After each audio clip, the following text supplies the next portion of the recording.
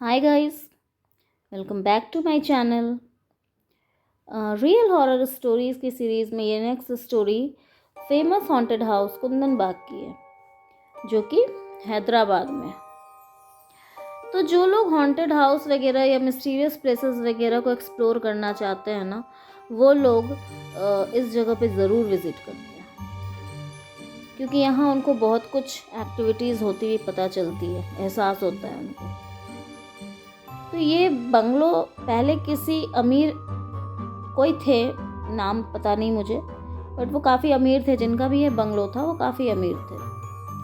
तो उनकी डेथ के बाद यहाँ तरह तरह की एक्टिविटीज़ होने लगी थी। वो थोड़े अजीब तरह के भी थे इंसान, और क्या रीज़न था ये तो अब आगे स्टोरी में पता चलेगा। बट उनके डेथ के बाद ही से यहाँ कुछ कुछ एक्टिविटीज़ होने लगी थी। तो ये बात है साल 2002 की, जब एक चोर था जो कि काफ़ी टाइम से इस बंगलो पे नज़र रखे हुए था कि उसको अंदर भाई बंगला बहुत बड़ा था, तो उसको ऐसा था कि यहाँ चीज़ें भी बहुत कुछ मिलेंगी। अब चोर है तो उसे बहुत कुछ चाहिए भी था, लालच था उसके अंदर बहुत ज़्यादा। तो आए दिन वहाँ पे नज़र रखता था कि कोई है तो नहीं, कोई किस समय कोई आता जाता है। पर उसने क्या जाना कि वहाँ तो कोई रहता ही नहीं है, या फिर अगर कोई रहता होगा तो बहुत ज़्यादा बाहर आता जाता नहीं होगा। तो वो उसने प्लान बनाया, और अपने प्लान के अकॉर्डिंगली वो उस घर में घुस गया। तो 2 फ्लोर का था वो घर। तो पहले तो वो ग्राउंड फ्लोर पे गया। ग्राउंड फ्लोर बहुत डार्क था, वहाँ उसको कुछ भी नहीं मिला। वो इधर उधर देखा अपने टॉर्च की लाइट निकाल करके, बट उसको कुछ भी नहीं मिला। तो सोचा हो सकता है भाई फर्स्ट फ्लोर पर चीज़ें हों, लोग ऊपर ही ज़्यादा रहते हों। तो वो धीरे धीरे सीढ़ियों के थ्रू ऊपर गया। लेफ्ट साइड में देखा कि एक डोर है, वो किसी बेडरूम का डोर था। तो उस डोर को वो चुपके से धीरे से बिल्कुल खोला, ताकि किसी को आवाज़ ना आए, और जो कोई भी सो रहा होगा अंदर वो उठ ना जाए। तो धीरे धीरे जब वो डोर खोलता है तो अचानक से उसको बहुत ज़्यादा गंदी स्मेल आती है। सोचा बेडरूम से इतनी गंदी स्मेल आ रही है। तो उसने अपने टॉर्च की लाइट से देखा, तो देखा कि बेडरूम में बेड पर 3 लाशें पड़ी हैं, जो कि बहुत सड़ी हुई है, इसीलिए इतनी गंदी स्मेल आ रही है। वो डर गया। वो सोचा यार मैं तो यहाँ चोरी करने आया था, यहाँ तो कुछ और ही सीन है।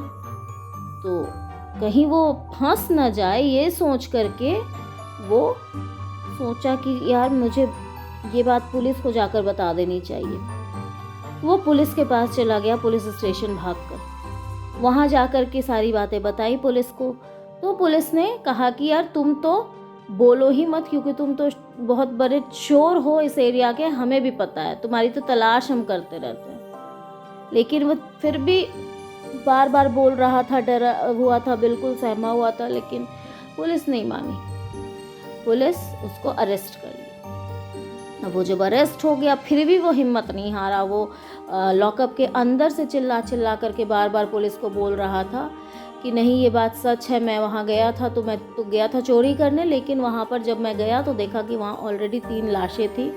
तो मैं डर के मारे कि कहीं ये इल्ज़ाम मेरे ऊपर ना आ जाए, मैं भाग कर चला आया आपके पास। लेकिन पुलिस मानने को तैयार नहीं थी। लेकिन जब उसके बार बार बोलने पर पुलिस को एक बार के लिए लगा कि कहीं ये सच तो नहीं बोल रहा है। तो पुलिस ने क्या किया कि वो अपनी एक इन्वेस्टिगेशन टीम को वहाँ भेजी, जाओ वहाँ पता लगाओ कि क्या सीन है, क्या बात है, आखिर ये चोर सही बोल रहा है या गलत बोल रहा है। जब वो पुलिस की टीम वहाँ पहुँची तो उन लोगों ने भी देखा कि 3 डेड बॉडीज़ थी, बिल्कुल सड़ी हुई, बिल्कुल मतलब एकदम सड़े हुए अवस्थे में थी, जो कि इनसे भी टॉलरेट नहीं हो रहा था। फिर सारी डेड बॉडीज़ को फॉरेंसिक डिपार्टमेंट में भेजा गया, पोस्टमार्टम वगैरह करवाया गया।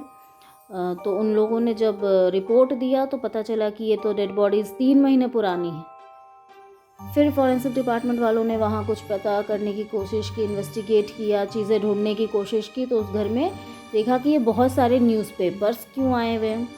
तो न्यूज़पेपर्स देखा तो जो लास्ट न्यूज़पेपर था वो था 21 जून 2002 का, और जो कि 3 महीने पुराना न्यूज़पेपर था। और ये जो डेड बॉडीज़ थी वो भी करीब करीब 3 महीने पुरानी ही थी।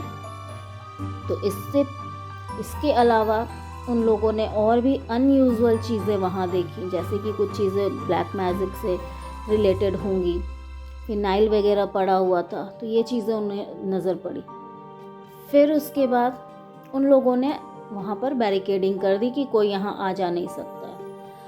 अब सवाल था कि जानकारी कैसे मिले कि क्या है यहाँ, आखिर क्या हुआ, कब हुआ, कैसे हुआ। तो आसपास के लोगों से बात करने की कोशिश की पुलिस वालों ने, नेबर्स वगैरह से मिले। तो कुछ नेबर्स थे जो कि ज़्यादा नज़दीक रहते थे, वो लोग तो बोले कि डेड बॉडीज, मर्डर, कल रात तक तो हमने यहाँ देखा है कि 3 लोग यहाँ रहते थे, एक माँ और 2 बेटियाँ यहाँ पे रहती थी, कल रात तक हमने उन्हें देखा है, तो फिर 3 महीने पहले कैसे मर्डर हो गया। तो फिर अब पुलिस ने और ज़्यादा जब तहकीकात की तो पता चला उन्हें कि यहाँ पर 3 लोग रहते थे, जिनमें कि 2 बेटियां थी और एक माँ थी। तो अब एक ने बताना शुरू किया यहाँ की कहानी कि जिन भी रिच ओनर का ये घर था, वो बहुत ही कंजूस टाइप के इंसान थे। वो घर की मरम्मत वगैरह नहीं करवाते थे, केयर टेकर था उनके साथ, वो हमेशा बोलता रहता था कि सर यहाँ ये ख़राब हो रहा है, वहाँ पर वो दीवार ख़राब हो रही है, उसको ठीक करवाना है इसको, बट वो ध्यान नहीं देते थे क्योंकि उनको लगता था कि पैसा खर्च हो जाएगा। जैसे तैसे उसी अवस्था में, उसी सारे प्रॉब्लम्स के बीच वो उस घर में रहते थे। बाद में उनकी डेथ हो गई।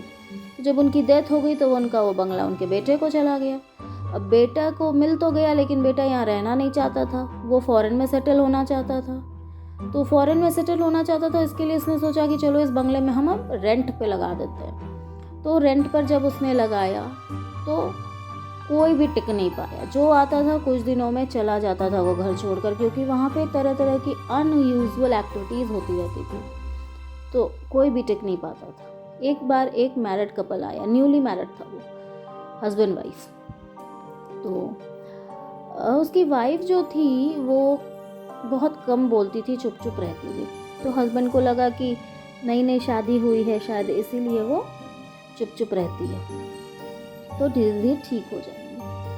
बट धीरे धीरे समय बीतता गया, इनकी 2 बच्चियां भी हो गई, लेकिन वाइफ की मेंटल जो प्रॉब्लम थी वो ठीक होने के बजाय और बढ़ती चली गई। तो बढ़ती चली गई। अब हस्बैंड फिर भी एडजस्ट कर रहा था, लेकिन कब तक करता एडजस्ट, वो ठीक ही नहीं हो रही थी। 2 बच्चे भी थे। वो एक दिन फ्रस्ट्रेट होकर छोड़ करके उन तीनों को चला गया। अब जब वो चला गया तो वाइफ जो थी वो और भी ज़्यादा पागल जैसी हो गई। अब वो अपनी बेटियों के साथ रहती तो कुछ कुछ करती रहती, कभी कैंडल लेकर के बाहर घूमती रहती, अपने घर के चारों ओर के चक्कर काटती, कभी उनकी बेटियों को देखते, वो बेटियां कभी हंसती थी दूसरे को देखकर, कभी लोगों को देखकर रोती थी, कभी गुस्सा अचानक से करती थी, कभी हंसने लगती थी। मतलब अनयूजुअल थी, दोनों अनयूजुअल थी बेटियां भी। और रात के टाइम पे दोनों बेटियां बाहर निकल के बैठी हुई हैं, वहाँ पे उसकी माँ बैठी हुई है और जिधर देख रही है उधर एकटक देखी जा रही है। तो हमें तो अजीब लगता ही था, बट फिर भी हम ध्यान नहीं देते थे, हम अपने घर में चले आते थे। तो ये सारी जब स्टोरी पता चली पुलिस को तो समझ में आया कि ओ मेंटल इलनेस की वजह से ये माँ अपनी बेटियों को लेकर के फिनाइल पिला करके सो गई होगी, जिसकी वजह से इनकी मौत हो गई। अब ये सारी चीज़ें जब पता लगी तो अब उधर कोई दूर दूर तक वहाँ पर नहीं रहता है, कोई रहना नहीं चाहता है, सब डर के रहते हैं वहाँ। भाई ऑब्वियसली कोई क्यों जाएगा, क्यों मुसीबत मोल लेगा उतनी नज़दीक जा कर के वहाँ रह करके, तो आसपास कोई नहीं रहता है।